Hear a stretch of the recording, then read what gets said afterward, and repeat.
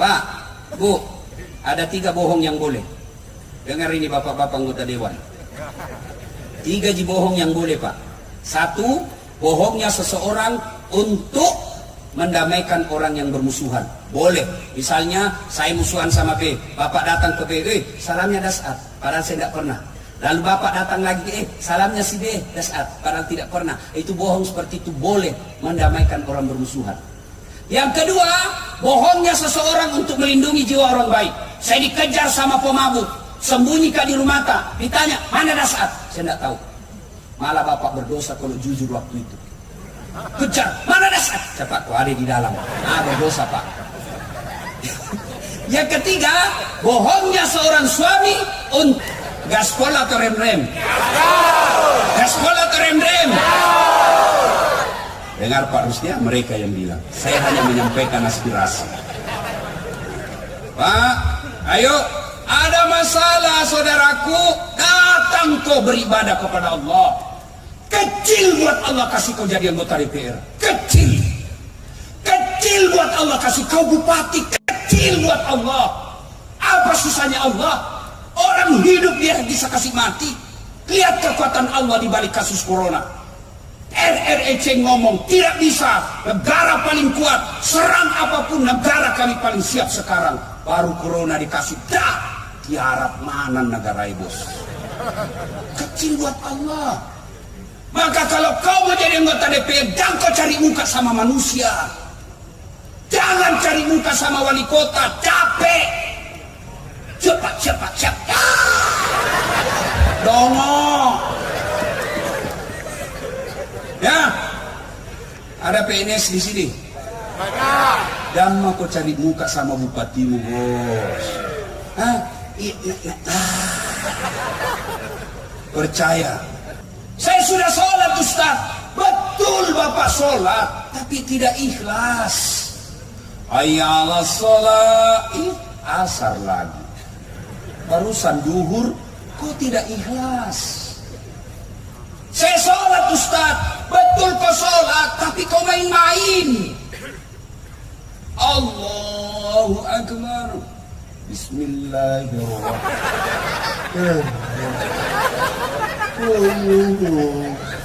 Iyyaka na'budu wa iyyaka nasta'in.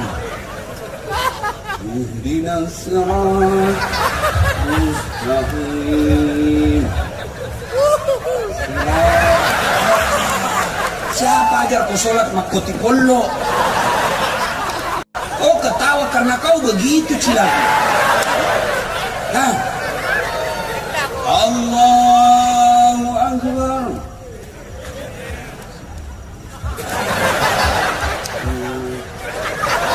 Saya sholat keju-keju.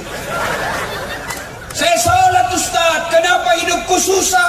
Betul ibu sholat, tapi celanamu itu juga kau pakai kencing. Itu juga kau pakai masuk toilet, itu juga kau pakai futsal, itu juga kau pakai pergi ke pasar, itu juga kau pakai ke kantor, itu juga kau pakai main olahraga, lalu kau pakai lagi padahal situasimu boleh kau ganti. Bagaimana Allah mau senang sama kamu? Oh saja menghadap sama bupati kita pakai parfum kalau perlu yang palsu.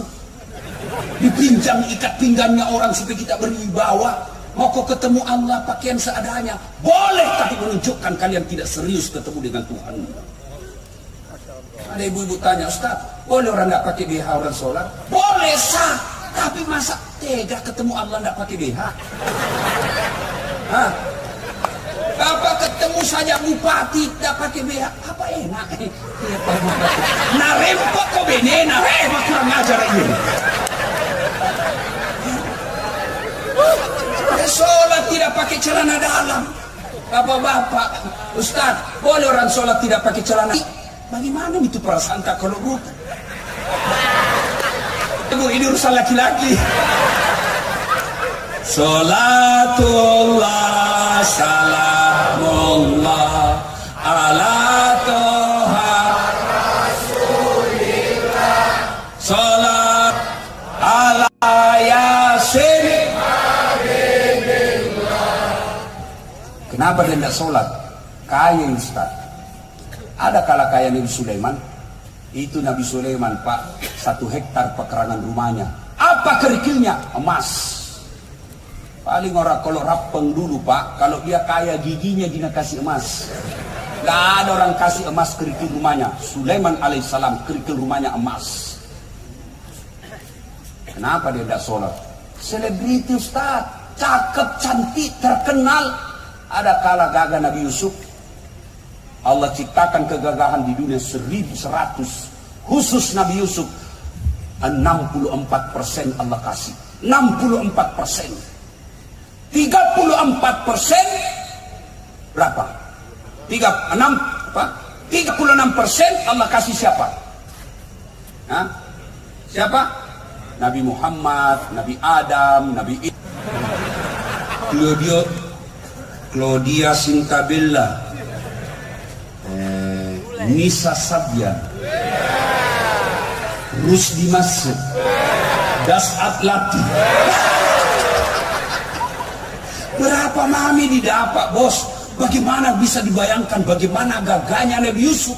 Sehingga ketika Yusuf alaihissalam, ibu-ibu dikasih pisau, suruh iris-iris bawang. Ibu-ibu, iris ke bawang. Yusuf alaihissalam masuk. Masuk Nabi Yusuf, lewat di depan ibu-ibu yang iris bawang. Dia tidak sadar, dia iris tangannya karena lihat gagahnya Nabi Yusuf. Tangannya dia iris. Kita lewat, jangan ke tangan, bau sakulu. Yusuf cakap tetap beribadah kepada Allah. Kenapa sih dia tidak sholat? Bupati Ustaz, tinggi pangkatnya, wali kota, anggota DPRI. Ada yang kalah pangkatnya Rasulullah Muhammad SAW. Beliau adalah penghulu para nabi. Beliau adalah presiden kalau sekarang ini. Bukan cuma membawahi Madinah, tapi beberapa berdua taklukan Islam pada saat itu. Beliau tetap sujud beribadah kepada Allah. Tapi kenapa dia tidak sholat itu, adek? Sakit Ustaz. Ada kala sakit Nabi Ayub alaihissalam. Ayub alaihissalam seluruh anggota tubuhnya dimakan oleh ulat. Melenting-lenting ulat dari pipinya, dari pahanya, hati dan lidahnya saja tidak dimakan oleh ulat. Tapi beliau tetap sujud beribadah kepada Allah. Coba. Tidak ada alasan, Pak. Kalau orang gagah, terus di masjid, anggota DPR, bupati, tidak sholat, orang masih bilang, ya banyak uangnya, banyak kapalnya, kaya, terkenal, tinggi pangkatnya, bupati dia, bebas rumahnya, banyak mobilnya, ya wajar. Bah, sudahlah, paling tidak dunia dia sudah dapat. Nah, untuk ini nona, kita pengangguran, nggak ada kerja, rumah kontrak-kontrak, nggak terkenal, muka jelek, bau kalepa. Kau ndak sholat lagi, ke laut kau jadi tude dongo. Yang ketawa serius orang ini. Itu ada masalah, perbaiki sholat. Kenapa itu paling tetangga aku, Ustaz? Hari Jumat saja dia sembahyang. Itu pun paling terlambat datang, paling cepat pulang. Assalamualaikum, lompat lu. Proyeknya Ustaz jalan terus. Masuk dia caleg, menangis saja Ustaz. Banyak duitnya, tapi tidak sholat. Betul itu yang kita lihat. Tapi apa yang Bapak tidak tahu? Istrinya selingkuh. Apa yang Bapak tidak tahu? Anaknya 3. 1 pengedar, 1 pengisap, 1 kawin lari di bawah bandar. Apa yang Bapak tidak tahu? Dia di rumahnya, di kantor dia hebat. Semua orang takut sama dia. Siapa? Hebat dulu. Di kantor, di jalan dia hebat, sampai di rumahnya Hello Kitty. Yang kita di Bale Bu, diintimidasi sama istrinya. Baru 1 jam keluar, di mana kok Pak? Di mana kok? Ada jadi. Di mana kok? Dia kok lisu kok? Tajam di Bale Bu, tajam aja macam kutu. Banyak duitnya, tinggi pangkatnya, tapi takut sama istrinya. Ayo Pak, tidak ada guna. Banyak duitnya Ustaz, tapi apa yang Bapak tidak tahu? Dilarang makan nasi. Duit 7 miliar dilarang makan nasi. Saya pernah pergi ceramah ke Itali. Tahu Itali? Tahu? Hah? Tahu Itali? Tahu? Si Dendreng belok kiri terus lagi. Hah? 2 hari kasih saya roti, pizza. Saya bilang, makanan apa ini? Saya ini orang Bugis bos, carikan nasi. Nggak mempan, nggak mau yang perutku kalau roti, biar kau kasih ke 1 baskom. Carikan nasi. Baru 2 hari saya sudah setengah mati. Ini dilarang makan nasi, dilarang makan daging, dilarang makan gula, dilarang makan garam, dilarang makan ayam, dilarang makan ikan. Apa di sana makan? Ubi rebus. Duitnya 7 miliar. Rumahnya mewah, nggak bisa tidur dalam rumah. Mobilnya mahal, tapi stres di atas mobil. Mati kiri, mati kiri, reng, mati kiri. Itu kalau kau nggak sholat bos. Maka saudaraku, adik-adik, Pak, Bu, Bapak tidak usah cemas kalau anaknya sarjana pengangguran. Bapak tidak usah cemas anaknya sarjana tidak lulus pegawai negeri kemarin. Tidak usah cemas. Kenapa masuk neraka? Anakku tidak lulus PNS. Kenapa masuk neraka? Anakku kasihan tugas tambal ban. Demi Allah tidak ada pertanyaan seperti itu di akhirat. Kenapa kau masuk neraka? Anakku tidak sholat. Kenapa kau masuk neraka? Istriku tidak sholat. Kenapa kau masuk neraka? Cucuku tidak sholat. Maka risaulah ketika keluarga kalian tidak sholat. 1. 2. Kalian mau sukses. Setelah perbaiki sholat, yang kedua, hindari maksiat. Jangan hobi dosa. Dosa buat kita laki-laki, perempuan. Dosa bagi kita bapak-bapak, selingkuh. Pak, kata Nabi berwasiat, kalau kau lihat perempuan di jalan dan kau berminat kepada perempuan itu, pulanglah segera ke rumahmu. Karena demi Allah, apa yang dimiliki wanita di jalan itu sama persis yang ada di rumahmu. Tidak percaya? Periksa nanti. Yang kau ketawa anak muda, ini urusan orang tua. Pak, muliakan istri. Gak mungkin bapak bisa sukses kalau bapak hianati istri. Saya bisa jadi penceramah yang bisa baik ceramah saya karena istri saya mendukung. Bayangkan kalau istri kita tidak mendukung.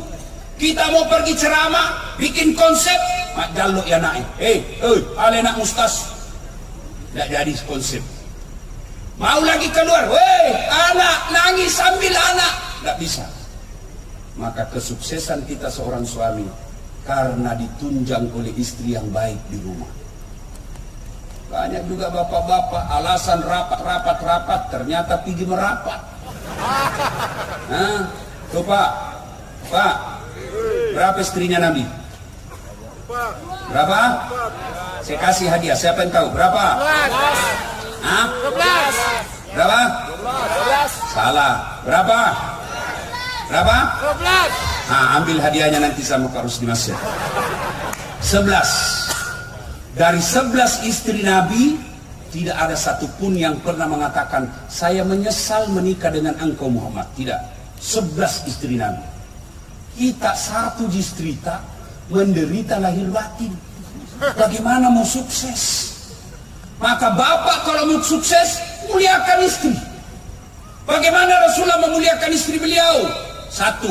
Beliau tidak pernah memanggil nama istrinya. Tidak pernah dipanggil Khadijah, tidak. Beliau panggil, ya Ummul Mukminin, wahai ibunya orang Islam. Khadijah dipanggil Ummul Mukminin. Aisyah tidak pernah dipanggil Aisyah, lokomai, mari kau, tidak. Aisyah beliau panggil, ya Humaira, yang kemerah-merahan pipinya. Karena memang Siti Aisyah merah di 5 pipinya. Bapak anggota dewan, bapak calon bupati, mau sukses, muliakan istri di rumah. Mulai besok panggil istri kita dengan panggilan kasih sayang. Wahai istriku yang termancung hidungnya di lorong 3. Nah, yang tidak mancung hidungnya Ustaz, lehernya sering dilihat. Tidak bagus juga lehernya, giginya kau lihat. Giginya yang mancung Ustaz, ya sudah cari alisnya. Cari yang baik, jangan terlalu jujur. Mentang-mentang istri tak hitam, belum. Belum, ada mecik deh. Nah, bilang istri tak agak penyak. Masa suami istri belum penyak? Yuk, ayo Pak. Rasulullah memuliakan istri. Apalagi Rasulullah memuliakan istrinya. Demi Allah, Rasulullah sangat romantis dalam hidupnya. Apa romantisnya Nabi? Beliau kalau minum teguk, dia kasih istrinya. Hebatnya lagi, bekas bibirnya istrinya dia minum. Misalnya Aisyah minum di sini, Rasul pun minum di sini. Coba dipraktekkan besok, Pak. Coba kalau anggota DPR di sini minum bekas bibirnya istri. Busuna mulutmu.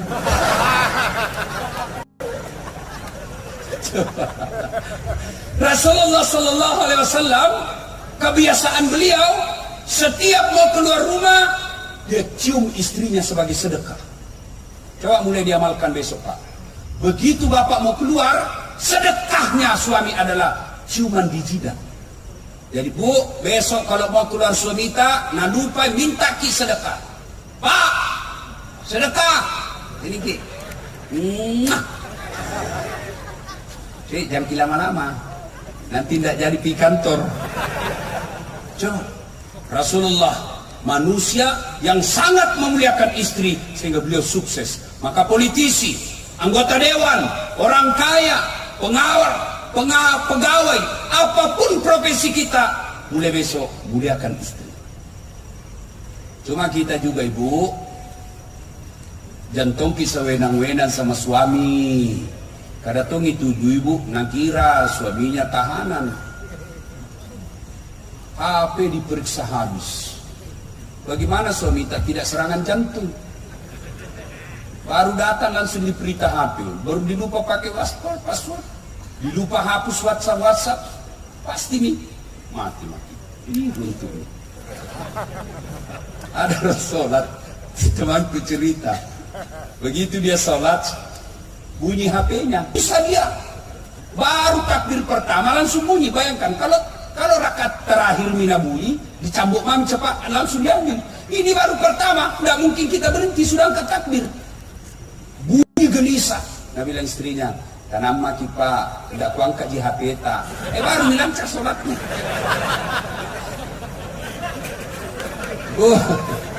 Ada tuh gitu ibu-ibu paranoid. Mana tahu semua HP ta. Bagaimana kau tidak dibohongi? Pak, Bu, ada 3 bohong yang boleh. Dengar ini bapak-bapak anggota dewan. 3 bohong yang boleh, Pak. 1, bohongnya seseorang untuk mendamaikan orang yang bermusuhan. Boleh. Misalnya saya musuhan sama B, bapak datang ke B, salamnya dasar, padahal saya tidak pernah. Lalu bapak datang lagi, salamnya si B, dasar, padahal tidak pernah. Itu bohong seperti itu boleh mendamaikan orang bermusuhan. Yang kedua, bohongnya seseorang untuk melindungi jiwa orang baik. Saya dikejar sama pemabuk, sembunyi di rumah tak, ditanya mana dasar, saya tidak tahu. Malah bapak berdosa kalau jujur waktu itu. Kejar, mana dasar? Cepat, kau ada di dalam. Berdosa Pak. Yang ketiga, bohongnya seorang suami untuk membahagiakan istrinya. Boleh. Contohnya? Dasar Pak Bali. Ya. Begini contohnya. Bapak beli ulang tahun seperti Pak Ernest ulang tahun. Ibu Titi beli baju. Baju ini tidak disuka warnanya. Datang, Deng, selamat ulang tahun ke-47. Bagaimana ini baju? Nah bilang Pak Ernest, bau sekali ini baju. Tidak ada samanya di Sulawesi. Padahal jelek. Malah Pak Ernest bohong kalau jujur waktu itu. Selamat ulang tahun, Deng. Ini hadiah baju untuk kita. Beli matoi. Apa warnanya ini? Tidak tahu warna. Berdosa bapak menyakiti hati istri. Maka bapak kalau mau bohong, bohong seperti itu. Bagaimana masakan sayang? Dia bilang, tidak ada kalainya di sidra. Tak ada samanya ini. Padahal mah pejek. Boleh bapak bohong seperti itu. Lah ini itu tidak boleh. Bagaimana kalau punya istri 2 Ustaz dirahasiakan? Berat ini pertanyaan. Dia bilang kita saja begini. Kenapa kau sayang? Selama ini saya tidak tahu ada istrimu. Baru pada ada istrimu saya tahu sekarang. Dia makin begini. Sayang, ku sayang kau jadi kurahasiakan. Saya tidak mau sakiti perasaanmu. Jadi kurahasiakan. Nah Allah takdirkan hari ini kau tahu, mau mi apa? Ini mi takdir burukmu. Kau harus percaya qada dan qadar. Mau kau marah tempeleng mak, tapi percayalah sayangku, engkau tetap menjadi ratu dalam istana hatiku. Baru ambil berlian, kasih pegang, baru peluk, bawa ke tempat tidur, berhenti marah. Coba perhati Pak. Kalau barani ji. Ya ibu bapak, saudara-saudara sekalian, ibu mau sukses juga suami, dukung suami. Bagaimana caranya? Ah ibu-ibu, jangan makin berkeliaran di jalan. Pergi suami tak sosialisasi, kita bantu dengan apa? Pagi-pagi sholat duha, jam 8 sholat duha. Selesai sholat duha, WhatsApp suami tak, Pak, jangan menghalalkan segala cara dalam pilkada ini. Allah sudah takdirkan siapa yang akan menang. Yang Allah nilai hanya kegiatan dan usaha tak. Tidak ada yang sia-sia di sisi Allah. Kalau kita datang bersilaturahmi, sosialisasi, itu pahala silaturahmi namanya. Dan makin cemas, sudah Allah tentukan. Saya doakan kita yang terbaik buat kita Pak. Salam sayang selalu dari istri tak di rumah. Senangnya perasaan. Saya kalau naik SMS kak begitu mamanya cek. Langsung kak kasih lihat sama temanku di warung kopi. Beneku bos. Enak perasaan. Pernah kita SMS begitu istri tak Pak? Pernah? Paling SMS jangan kau lupa singgah beli telur. Yang ketiga, kalau mau sukses, kata Nabi yang saya kasih ini rahasianya. Yang ketiga apa? Yuk, keluarkan zakat dan sedekah. Bapak tahu kenapa Bapak Haji Rusdi Masih bisa kokoh dan besar seperti sekarang? Karena beliau dermawan. Banyak uangnya memang Ustaz. Biar banyak uang bos, kalau seke tidak ada gunanya. Apalagi ini calon-calon bupati jalan ki seke. Dek gaga topo itu seke itu percaya ki Pak. Tidak ada orang suka orang pelit. Saya tanya ki, senang anggota DPR yang pelit atau dermawan? Dermawan. Senang calon bupati yang pelit atau dermawan? Dermawan. Senang tetangga yang pelit atau dermawan? Senang suami yang pelit atau dermawan? Semua senang dermawan. Tidak ada orang suka orang pelit. Bahkan orang pelit sekalipun demi Allah tidak suka sama orang pelit. Saya bilang jago di rumah sekeki, padahal dia juga seke. Nah, tapi dengar baik-baik Pak. Bapak kalau mau menyumbang, jangan kasih Bapak nyogok. Di samping Bapak melanggar undang-undang pilkada, juga nak tunggu kok malaikat nanti kalau mati kok. Sogok namanya. Lalu bagaimana caranya Ustaz? Bawa ke masjid. Uruskan saja niat. Orang pilih ki alhamdulillah, tidak terpilih. Selama masjid itu dipakai beribadah, Bapak dapat transferan amal meskipun Bapak sudah jadi arwah. Bangun panti asuhan, bangun jembatan, itu sedekah. Tapi kalau uang per orang kita kasih 300-400 ribu, belum tentu napiliki, yang pasti Bapak sudah dapat dosa. Nggak enak didengar ini Pak, tapi harus saya sampaikan. Siapa suruh kau undang enggak? Ya? Bapak juga jangan memeras. Siapa? Aman Pak. Yang penting terlihat lawanan Pak. Aman orang janji. Innal munafiqina fid-darkil asfali minan nar. Sesungguhnya orang munafik itu keraknya neraka na tempati. Siapa? Mereka tim sukses yang menyalahgunakan dana. Kain tim sukses juga maka sola-solang. Disuruh bikin baleho 5, 2 tidak bikin. Hilang 3. Begitu ditanya mana, nah kena angin padahal tame kantong. Ya, bersedekahlah Pak. Demi Allah tidak ada orang bangkrut gara-gara sedekah. Tolong carikan orang saya disidrap bangkrut gara-gara bangun sedekah. Demi Allah tidak ada. Saya kasih pengalaman. Saya tidak mau cerita orang lain. Saya mau. Hari Ibu kemarin saya resmikan masjid. Saya hadiah ulang tahun Hari Ibu. Hari Ibu saya kasih masjid. Itu kurang lebih hampir lebih dah 2 miliar duit saya habis. Asli hasil dakwah. Ada rumah jamaki. Kalau mau bantu kak, undangan ceramah kasih ke honor. Jadi Allah balas berkali-kali lipat, luar biasa. Sudah itu balasan Allah pertama, ada pengusaha panggil saya pergi umroh, bukan lagi bisnis kelas, first class. Begitu saya tidur, saya WhatsApp, gak bisa kak tidur di sini bos. Itulah kamar paling mahal, 20 juta itu Ustaz. Saya bilang ini nih, gak bisa saya cari yang murah-murah. Uang kami itu 20 juta, saya cari yang murah-murah. Dan lingko itu Ustaz makin rokok tuh. Ketemu lagi saya sama orang pengusaha, dikasih lagi saya banyak Masya Allah. Setelah saya bangun itu masjid, luar biasa itu namanya, seolah-olah itu keran rezeki, bukan dalam bentuk duit, tapi luar biasa, banyak sekali bantuan Allah orang kasih. Maka bersedekah Pak.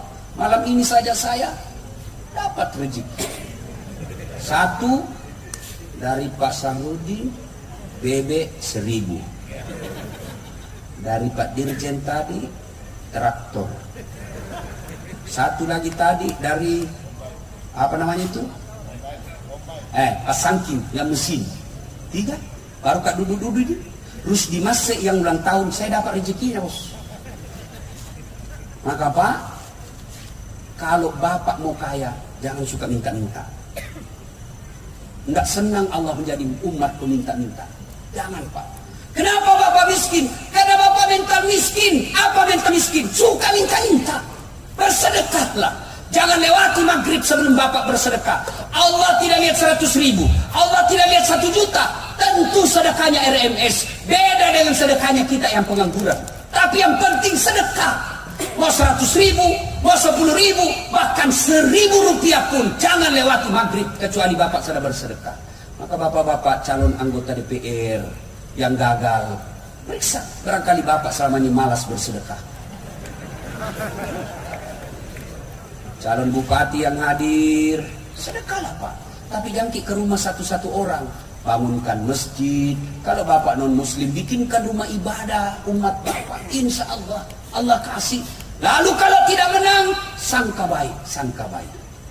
Saya sama Pak Rani Ramdan Pramanto pernah ikut pilkada, ada di sini 2014 di Makassar. Kalau Ustaz tidak, cuma beliau lebih banyak suaranya dari saya. Saya tidak kalah Pak, sangka baik. Saya tidak jadi wali kota, tapi saya bisa ceramai wali kota dimanapun di Indonesia. Allah kasih yang terbaik. Jangan pernah sangka buruk. Sudah sumbang masjid, panti asuhan, bangun ini, kalah. Allah yakin Pak, bukan di situ tempat yang baik. Allah punya tempat yang baik. Percaya itu, sangka baik. Dan yang keempat, kalau kalian Bapak Ibu mau sukses, ini rahasia yang keempat, birrul walidain. Muliakan kedua orang tua. Sayang 1000 sayang. Kadangkala kita manusia sibuk memuliakan kepala camat, sibuk memuliakan kepala dinas kita, sibuk memuliakan dirjen kita, tapi orang tua tak di kampung tidak pernah kita sapa dalam seminggu. Adik-adik, kalau kalian mau sukses, tidak penting keluar negeri sekolah, tidak penting itu belajar bahasa Inggris. Sekarang ada namanya Google Translate. Biar tidak tahu bahasa Inggris, aman. Saya pergi ceramah ke Roma, saya tidak tahu bahasa Italia.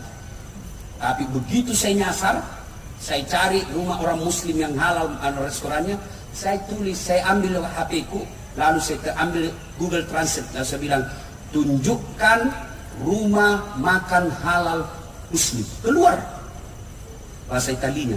Baru saya cari orang Italia, Mister, come here. Apa? Selesai. Ayo, jangan ketawa, saya serius ini bos. Apa yang tidak ada di HP sekarang? Kursus bahasa Inggris, tapi orang tuamu kau hina. Hina kau di hadapan Allah. Anggota DPR 4 periode, bupati 2 periode, tapi kau tidak tahu muliakan orang tuamu, kau hina di hadapan Allah kelak. Tidak ada gunamu di hadapan Allah. Mau sukses Pak? Nih, kalau masih hidup orang tua tak, itu yang lebih utama. Gimana prakteknya Ustaz? Jangan pernah ngambil keputusan sebelum curhat dan minta pendapat orang tua. Orang tua aku tamatkan SD Ustaz. Saya ini mau dokter Ustaz. Ngapain saya curhat sama orang tua saya? Untuk apa saya minta pendapatnya? Kita bukan minta akal pikirannya, tapi yang kita ridha Allah yang kita harap. Memang Bapak insinyur, memang Bapak doktor, memang Bapak master manajemen. Orang tua kita tamatan SD, ilmunya tidak ada bandingnya kepada ilmu kita. Tapi apa yang kita cari? Kecil terpilih 2 kali. Muliakan orang tua. Imma yablughanna indakal kibra ahaduhuma aw kilahuma fala taqul lahumā uff wa la tanharhumā wa qul lahumā qawlan karīmā. Kata Allah. Jadi bagaimana praktekkan Ustaz? Mak, saya ingat waktu saya masuk pilkada, kan begitu PKS lamar saya bilang tunggu dulu Pak, saya belum iakan, saya pergi dulu ke ibuku di kampung. Datanglah saya jam 1 dini hari, karena besok pendaftaran terakhir. Saya datang, saya jelaskan, Mak, dan lekat toy mencari pejabat, karena tidak kubilang wali kota, tidak mengerti. Pejabat, apa kata ibu saya? Ada nak, nanti ke kutu polisi. Karena yang ada di benak mama saya, pejabat ini banyak ditangkap. Saya yakinkanlah begini, sudah, apa dia bilang ibu saya? Iko mau pale nak, tapi dek na lemuk nyawaku, dek na mapacin nyawaku, kamu pigawi. Itu jawaban ibu saya yakin itulah penyebabnya saya. Tidak, suara saya tidak memenuhi syarat untuk menang. Bapak-bapak, mau menang Pak, jam maki kiri kanan cari restu ini. Datang saja, muliakan orang tua. Sudah dapat kantong partai, aman, muliakan orang tua. Adik-adik, mau ke sukses, muliakan orang tuamu. Tapi sayang, seribu sayang anak-anak kita sekarang lebih hormati pacarnya daripada bapaknya. Hah? Kalau bapaknya kasih tahu, apa kita Pak, ini tamatan SD, agak totesan. Sekalinya cowoknya terserah jika kita mami. Nah, ibu bapak, saudara-saudara sekalian, ini 4 resep.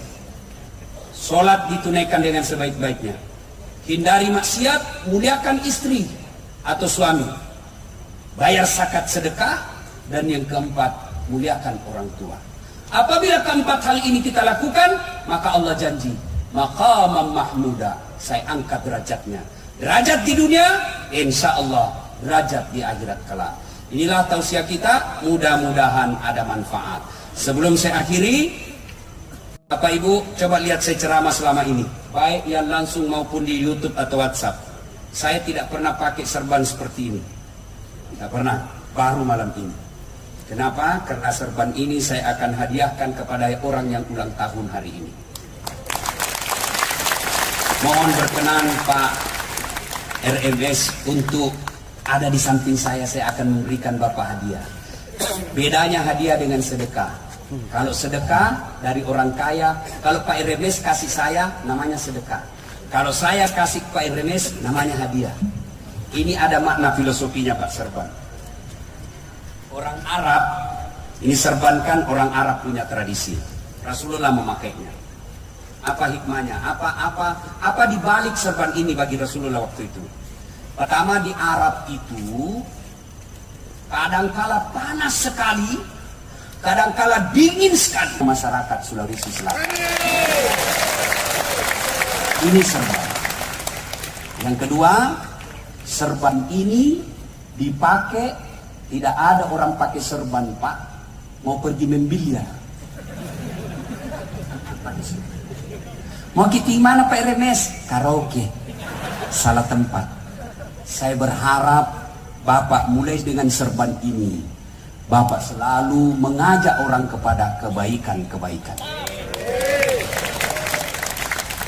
Serban adalah simbol ketika kita mau memperbaiki diri.